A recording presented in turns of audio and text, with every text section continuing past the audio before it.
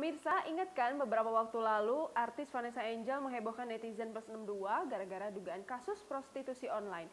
Nah, baru-baru banget ini yang lagi jadi perbincangan hangat, artis Indonesia berinisial HH menghebohkan netizen plus 62 karena diciduk kepolisian Medan lantaran diduga prostitusi online.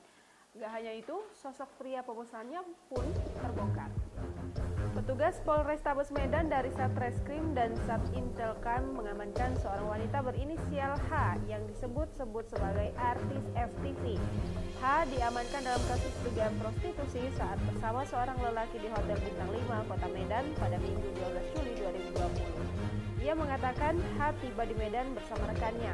Namun ketika disinggung lebih lanjut siapa yang memesan H dan beberapa lama H diduga menjadi wanita penghibur, Riko meminta awak media bersabar.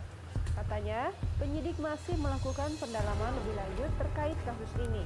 Dalam rekaman video yang dibagikan Martuasa, terlihat perempuan berinisial H turun dari mobil dikawal sejumlah petugas berpakaian sipil. Perempuan itu mengenakan jaket biru dan topi. Saat digelandang petugas, tak sepatah kata pun yang keluar dari mulut H. Dia hanya diam sembari berjalan cepat memasuki gedung Satreskrim Polrestabes Medan. Sekedar informasi, artis FTV HH baru-baru ini sempat menjadi perhatian netizen saat perseteruannya dengan selebgram berinisial AP, mantan kekasihnya, YouTuber AHA.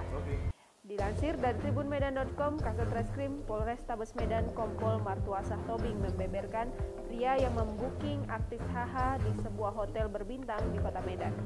Martuasa menyebutkan laki-laki yang menyewa jasa HH adalah seorang karyawan swasta berinisial R.